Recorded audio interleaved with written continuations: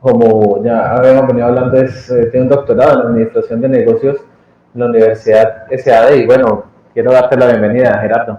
Hola, bueno, muchísimas gracias. Gracias por la invitación y la verdad es una alegría poder estar aportando a este proceso del hackathon que he participado en varios y son experiencias fabulosas para todos. Bueno, Bien, un poco, sí, claro, quería antes, nos vienes a hablar de educación para la innovación, ¿no es así? exactamente. Sí, voy a compartir pantalla, si les parece Claro, bien. Mm, sí, compartirla y creo que luego aumentarla según lo que nos comentaba ahora el encargado. sí, a ver ahí, ¿se ve? ¿Pueden ver ahí? Sí, ya. Se mueven las diapositivas, ¿verdad? Ahí estamos, sí, ahí estamos viendo. Perfecto. Bueno, bien, aquí estamos entonces. Un saludo desde Panamá, mi nombre es Gerardo Neuhausen y en el breve tiempo que tenemos los conferencistas quiero analizar un poco la relación que existe entre el sistema educativo y la innovación. ¿Sí? Para ello voy a tratar en primera instancia de responder a estas preguntas. ¿Por qué en estos momentos tenemos que innovar? ¿Cuál es la importancia de la innovación? ¿Y qué relación tiene nuestra vinculación con la innovación con el sistema educativo tal como lo conocemos? Primera pregunta, ¿qué es la innovación? Si uno entra en Internet va a encontrar cientos de definiciones, lo cual hace muy difícil tomar una sola definición y a mí me parece que lo más importante es pensar a la innovación como una actitud de vida, casi una creencia de que para mejorar lo que sea que hay actualmente, tenemos que hacer algo nuevo, algo diferente, porque lo que sabemos hacer y lo que conocemos no nos está dando resultados o no nos está sirviendo para resolver los problemas, los desafíos o para aprovechar las oportunidades, con la expectativa obviamente de que el futuro sea mejor que el presente. Esto nos va a llevar a tres dimensiones que vamos a ver que el sistema educativo nos trae muchas dificultades. Una de ellas es la incertidumbre que se genera con la innovación. De cuando yo voy a innovar, voy a hacer algo que no existe aún, algo, un proceso, un producto, un servicio, algo que todavía no se ha hecho. Eso obviamente genera incertidumbre. Segundo elemento es que necesito creatividad para poder generar innovación. Y tercero, que todo proceso de innovación trae consigo diversos niveles de riesgo. Como vamos a ver enseguida, el sistema educativo, como nos hemos formado y como nos seguimos formando, no nos enseña ni a gestionar la incertidumbre, ni a gestionar la creatividad, ni a gestionar el riesgo. ¿Sí?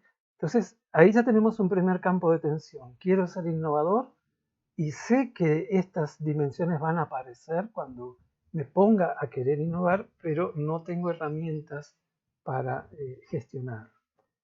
Este es el modelo educativo en el cual prácticamente todos nos hemos educado y todavía nos seguimos educando hasta la llegada del COVID. ¿Sí? El COVID ha marcado un golpe, ha traído un golpe importante al sistema educativo en el cual nos educamos, ya lo voy a analizar, pero analicemos de dónde viene este modelo, por qué los niños están todos sentaditos en fila, calladitos, organizados por edades, organizados por materias, eh, porque este sistema educativo nace de lo que llamamos la era industrial, ¿sí? Es un poco la respuesta que el sistema industrial encuentra para, de alguna manera, formar individuos que puedan luego ir a trabajar a las fábricas, a las oficinas, etc. Y es un sistema que si ustedes comparan el sistema fabril tradicional con el sistema educativo, más o menos, digamos, los criterios son los mismos. Es un sistema altamente jerárquico, es un sistema altamente planificado, sabemos por día, por hora, todo lo que nos va a pasar en la escuela, es un sistema de gran control, ¿sí? Yo para, no sé, hablar tengo que levantar la mano, para ir al baño tengo que levantar la mano, y es un sistema que estandariza, es decir, los estándares vienen impuestos de afuera y los estudiantes, los alumnos tienen que adecuarse. Eso, más allá de los aprendizajes concretos, de los conocimientos que vamos adquiriendo a lo largo de nuestro paso por el sistema educativo, nos va configurando actitudes, nos va configurando modos de interacción, modos de vincularnos tanto con el mundo exterior como con nosotros mismos. ¿Qué es lo que finalmente, mirado desde el lugar de la innovación? ¿Sí? Estamos con un sistema que es esencialmente memorístico y repetitivo, es decir, yo tengo que memorizar fechas, nombres, lugares geográficos, nombres de ríos, etcétera, y decirlos cuando el maestro me pregunta a mí cuál es el nombre del río tal y tal, ¿sí? No hay un espacio ni para desarrollar una mirada creativa o una mirada crítica tampoco. Así que de alguna manera me van condicionando a una actitud, ¿sí? A lo largo de todo el sistema educativo, en donde yo me convierto en un ser más o menos pasivo, un ser que espera a que le digan lo que tiene que hacer, que en definitiva era lo que se esperaba de los obreros en las fábricas, básicamente. La creatividad, que es, digamos, la materia prima de la innovación, en realidad es castigada. O sea, si yo me salgo del libreto del aula, del libreto que me está dando el maestro o la maestra, entonces el sistema me castiga. Si yo respondo algo que no se corresponde con la respuesta esperada, recibo una mala nota. Y eso yo como niño lo percibo como un castigo. Esto va obviamente con el tiempo condicionándome y sobre todo no hay ningún tipo de estímulo ni a la imaginación, que ya veremos que imaginación, creatividad e innovación son una gran familia, y menos aún al pensamiento crítico. Sí, es decir, que como vamos a ver enseguida, los elementos que necesito para innovar son justamente pensamiento crítico, creatividad, imaginación, etc. El sistema educativo como está diseñado y como está implementado eh, no favorece el desarrollo de la innovación, todo lo contrario. Porque ¿qué pasa conmigo cuando yo atravieso todo esto? Y esto lo vemos en los niños, cuando los niños entran en primer grado, segundo grado, entran al sistema educativo, son una usina de creatividad, de imaginación, etc.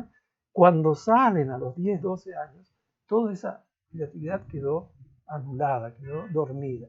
¿Sí? Entonces lo que nos va generando es aversión a todo lo que no sea cierto, toda la incertidumbre, aversión al riesgo porque no me dan herramientas y me enseñan a funcionar en entornos, digamos, prediseñados, preorganizados, previstos, y también me van generando desconfianza de mi propia creatividad y de mi propia imaginación, por lo que decía antes. Porque si yo me pongo demasiado creativo, ahí me castigan, me ponen una mala nota y yo me tengo que quedar calladito. Este es el modelo en el cual hemos nacido, criado. No lo estoy criticando, no lo estoy diciendo si es bueno y si es malo. Sí estoy diciendo que este modelo es adecuado para un determinado entorno que ahora vamos a ver. ¿Cuándo? ¿Por qué tenemos que innovar? La primera pregunta, ¿por qué necesitamos innovar hoy? Año 2020, plena pandemia, plenas transformaciones civilizatorias, justamente, porque la humanidad está atravesando un periodo de transformación civilizatoria en donde el COVID lo que ha venido a hacer, además de la secuela de enfermedades, muertes, desastres económicos, etc., ha venido a acelerar procesos que estaban ya en marcha desde antes del COVID. Y si hay un sector que ha recibido el impacto de esto, es justamente el sector educativo, que de un día al otro ha tenido que digitalizarse, ha tenido que incorporar las nuevas tecnologías para poder continuar funcionando. ¿Sí? Entonces, este contexto, este marco histórico que es comparable a cuando llegó la era industrial, si hacemos memoria de la escuela secundaria, recordamos a fines del siglo XVIII, cuando James Watt inventa y patenta la máquina de vapor.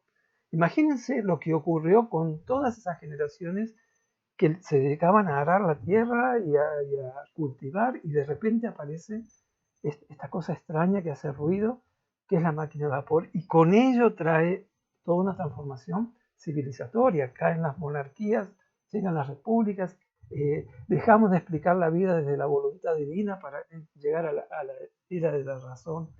Algo similar, con otras características, nos está ocurriendo. Ahora, pasando de la era industrial a la era del conocimiento.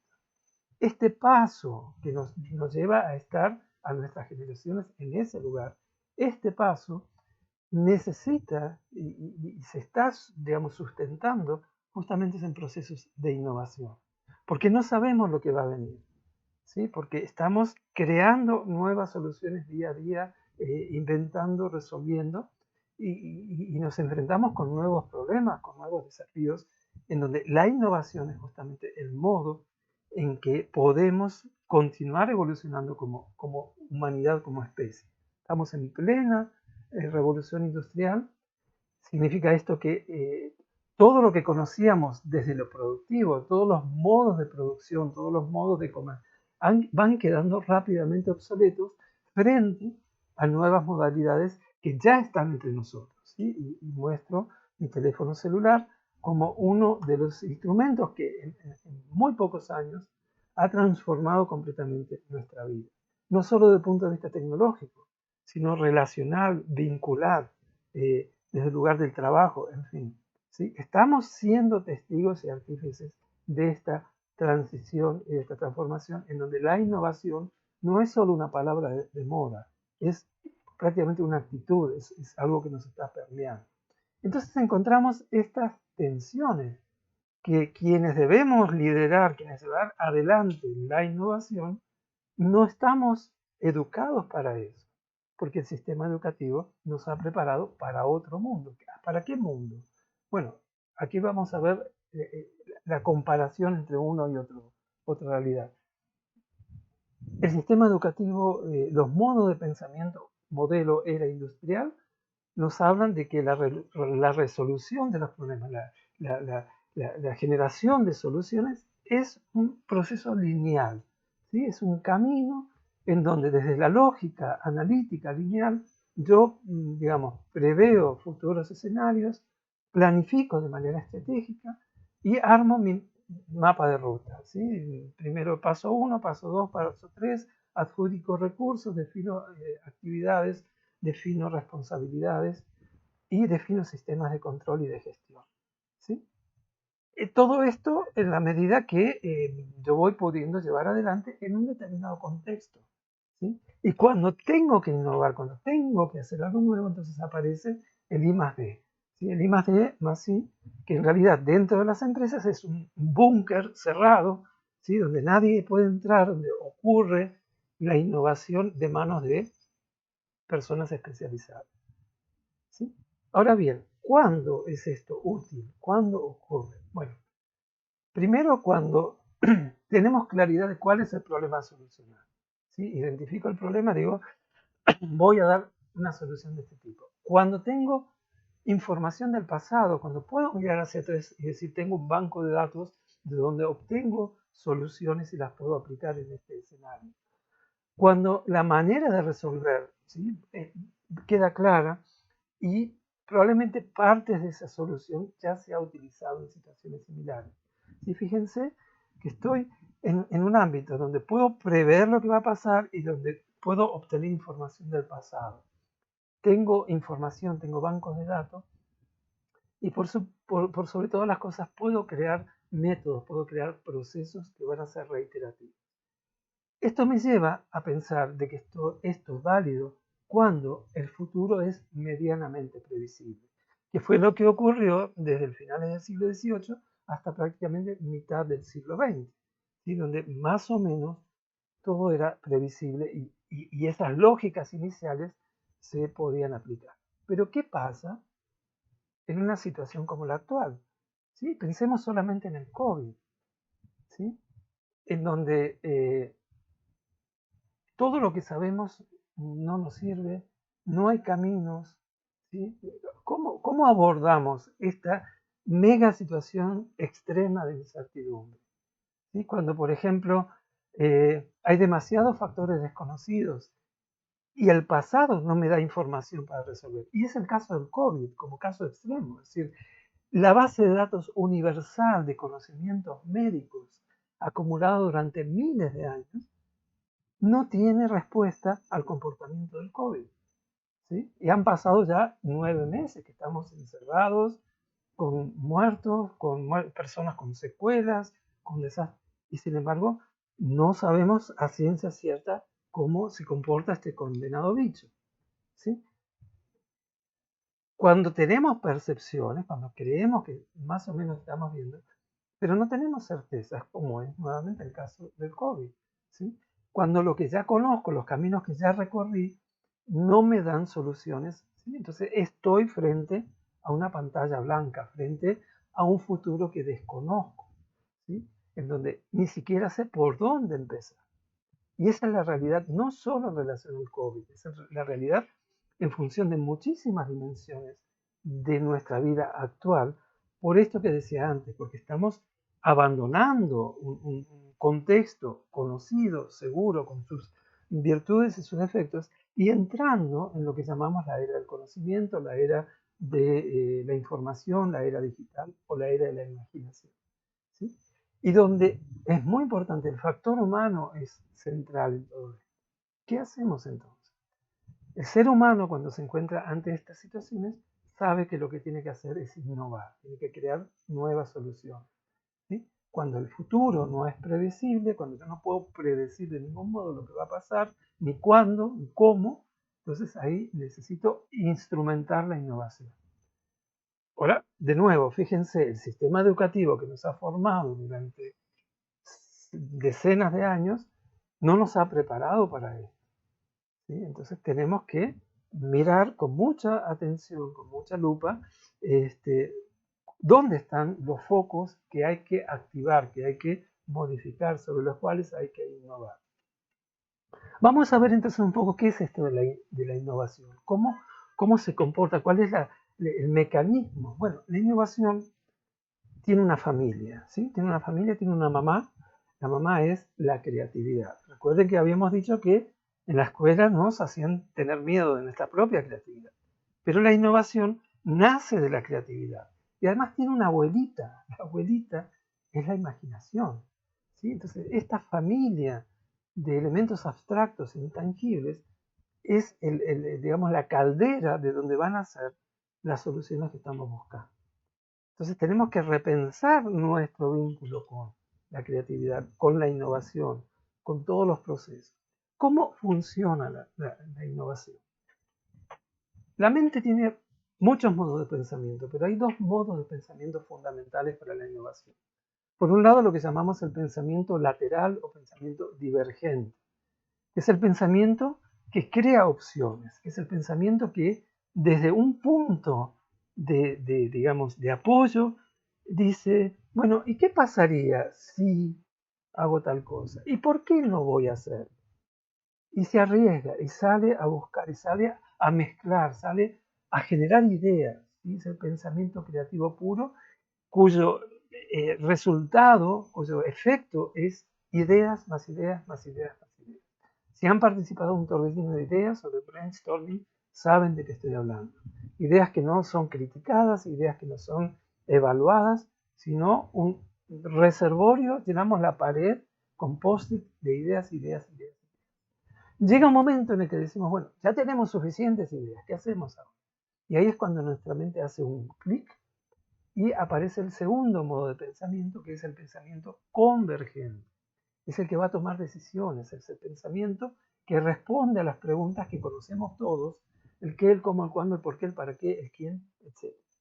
¿Sí? Es el pensamiento que se encarga de toda esa nube de ideas, de organizarla, de estructurarla, de ver las integraciones, de ver las tendencias, etc. Entonces, cuando iniciamos un proceso de innovación, esto es lo que nos ocurre. ¿Sí? Lo vemos en pantalla. Estamos frente a un desafío, frente a lo desconocido. ¿Qué hacemos? Activamos el pensamiento divergente. A partir de la información que tenemos, no miramos el pasado, sino que empezamos a experimentar, empezamos a explorar. ¿Qué pasaría si mezclo esto con aquello? ¿Qué pasaría si aquello se ubica de tal manera con esto otro? Y experimentamos y generamos las ideas hasta que llega un punto en que nuevamente decimos, bueno, vamos a definir pensamiento convergente. Vamos a definir el problema en función de todo esto que tenemos sobre la mesa. Y ahí aparece entonces, si hemos hecho bien el trabajo, la definición del problema. Luego, vamos ahora a buscar la solución, conociendo bien el problema. Y es el mismo proceso y así sucesivamente. Es decir, vemos que hay mecanismos de innovación, vemos que hay herramientas, hay procesos, hay abordajes que responden a esto, que seguramente también conocen, que es cómo imaginariamente estructuramos el cerebro. El cerebro funciona en todos los planos, pero digamos que didácticamente el hemisferio izquierdo se ocupa de todo ese pensamiento convergente, lo racional, lo algorítmico, lo científico, el lenguaje, y el hemisferio derecho se ocupa del pensamiento divergente, la creatividad, la imaginación, lo heurístico, etc. ¿Qué hace la educación con nosotros? Y aquí volvemos al principio. La educación hace prevalecer el hemisferio izquierdo. Toda nuestra formación, es más, hay países, por ejemplo aquí en Panamá, donde han quitado las materias de arte del currículo. ¿Sí? Toda la educación está orientada al fortalecimiento del pensamiento analítico, pensamiento convergente, dejando de lado el pensamiento creativo. ¿Qué ocurre entonces? Bueno, que es muy difícil innovar, porque la innovación ocurre justamente en la intersección del pensamiento divergente con el pensamiento convergente. ¿Sí? Cuando estos dos pensamientos actúan, como vimos recién, de manera organizada, es que puede surgir la innovación. Si no, fíjense, grandes artistas consagrados latinoamericanos de la música, de la pintura, de la escritura, García Márquez, Botero, Neruda, etc., han trascendido ¿por qué? Por supuesto por su caudal creativo, por su imaginación, pero han trascendido también porque han sido obsesivos de sus técnicas. Si no hubieran sido obsesivos, ¿sí? Como por ejemplo una Alicia Alonso, una bailarina clásica cubana, si no hubieran sido obsesivos de sus técnicas, pensamiento convergente, es probable que ese caudal creativo, ese pensamiento divergente, no hubiera encontrado la posibilidad de generar las innovaciones que han traído. Entonces necesitamos una educación que balancee estos dos hemisferios, que balancee el pensamiento divergente con el convergente. ¿Sí? Porque ¿cómo se manifiesta entonces la creatividad y la innovación? Justamente integrando. ¿Sí? El pensamiento divergente piensa, entre comillas, en imágenes, en sonidos, en colores, en riesgo, en diálogos, en escenarios vistos del pensamiento convergente imposibles. Porque ahí está la novedad, ahí está lo nuevo, lo creativo. Mientras que el pensamiento convergente dice, tranquilo, tranquilo, no tanta imaginación, yo necesito estructura, necesito método, necesito procedimiento, necesito escenarios posibles. Y no está mal, porque justamente como vimos con los artistas, la integración de ambos es lo que permite la expresión de la creatividad y de la innovación. Entonces, el ser creativo, ¿qué hace? El ser creativo asume riesgos y sabe gestionarlo. Sabe tomar distancia de lo conocido y meterse en lo desconocido. Admite que no sabe, ¿sí? Como parte de su proceso de aprendizaje se prepara para aprender y aprende además de sus errores. Establece relaciones inéditas entre elementos conocidos. ¿Qué pasaría si y por qué no? Y finalmente se anima a especular con escenarios futuros, se anima a generar ideas porque sabe que en ese borboteo de ideas, en ese burbujeo de ideas, surge la materia prima de la innovación. ¿Sí? Entonces, ¿cuál es la diferencia entre creatividad e innovación? Bueno, la creatividad es la habilidad innata del ser humano que permite generar ideas. No juzgamos, no descartamos, todas las ideas son bienvenidas, que las vamos a procesar para generar nuevos productos, nuevos servicios, nuevos procesos. ¿Sí? Entonces, la innovación es el uso de esas ideas con fines de creación de valor para la sociedad. Bien, innovar entonces, y esto es, obviamente esto es de alguna manera un desafío a lo que vimos antes, que es el sistema educativo. Innovar, para poder innovar, tengo que salirme de la norma. ¿Sí? Entonces, obviamente el sistema educativo dice, ¡horror! Esta persona se sale de la norma, hay que castigarlo. ¿Sí? Pero si no hace eso, no puede crear algo nuevo que genere valor, algo que genere solución. Si seguimos pensando médicamente como pensaba la medicina hasta ahora, nunca vamos a encontrar la solución para el COVID. Obviamente, se han tenido que salir de todo lo conocido para encontrar una vacuna que pueda servir, que está todavía por verse. ¿Qué significa entonces innovar? Innovar significa liderar hacia lo desconocido, ir hacia lo que no sabemos, a lo que no se ha creado. Y para eso necesitamos desarrollar habilidades de exploración, habilidades de descubrimiento y menos planificación. Ya para ir terminando, entonces, ¿qué es lo que debe formar la escuela? ¿Hacia dónde debemos orientar los esfuerzos educativos? Bueno, hacia personas que se animen a seguir sus sueños y no que se sigan instrucciones Word, ¿sí? Que se animen a que crean en su propia creatividad, en su propio pensamiento crítico, que se animen a imaginar el futuro y no que estén memorizando el pasado como nos enseñó la escuela. Personas que entiendan y puedan gestionar los cambios y puedan adaptarse. Y no las personas que dicen, no, déjame las cosas tranquilitas, que así como está todo bien, siempre ha sido así, lo dejamos así. Eso colisiona con esta transformación civilizatoria en la cual estamos sumergidos. Y lo hemos visto en todas las empresas, grandes empresas como Kodak, como Blockbuster, desaparecieron de un día para el otro porque no pudieron adaptarse a los cambios. Necesitamos personas que estudien para aprender, para saber cómo crear algo nuevo y no para tener un currículum, una hoja de vida más gordita y más atractiva. Y personas que puedan elegirse a sí mismas, como decía el colega que hablaba antes de mí, que crean, que desarrollen su propia confianza en sí mismos y no que esperen a que otros los elijan. Eso es lo que debe formar la educación más allá de los aspectos técnicos, de los aspectos, digamos, procedimentales. Necesitamos formar en nuevas actitudes en un momento en que la educación, como lo estamos viviendo, está pasando de lo formal a lo informal, donde el conocimiento explícito, ¿sí? De que 1 más 1 es 2, al conocimiento implícito. ¿A qué significa eso para mi vida? En donde todos los valores están pasando de lo tangible hacia lo intangible. Lo que mueve la economía de hoy son los activos intangibles, la creatividad, la innovación, el conocimiento, la cultura y la información. Si no, pregúntelo al señor Google, al señor Facebook, al señor Apple y a quien quieran que lidere un mercado en este momento. Son empresas que más allá de los productos o servicios que producen, son empresas definidas por modelos de cultura organizacional innovadora. Entonces, es urgente que en todos los estamentos educativos miremos con ojo crítico lo que se ha formado hasta ahora para esto, porque estamos en una constelación cada vez más crítica en este tema de la Internet de las cosas, en organizaciones que ya pasan a formar parte de superestructuras, donde estamos viviendo cada vez más tiempo, donde convivimos con sistemas inteligentes, la inteligencia artificial, la robótica, ¿sí? Donde todo lo que tiene que ver con los sistemas de comunicación, las redes sociales, se está transformando día a día, donde vivimos en un mundo global y globalmente conectado. Entonces necesitamos crear sentido de todo lo que hacemos, ¿sí? Desde la educación necesitamos desarrollar el pensamiento adaptativo a todo lo que estamos creando y todo lo nuevo que está viniendo. Necesitamos trabajar desde miradas transdisciplinarias, ya termino, ¿sí?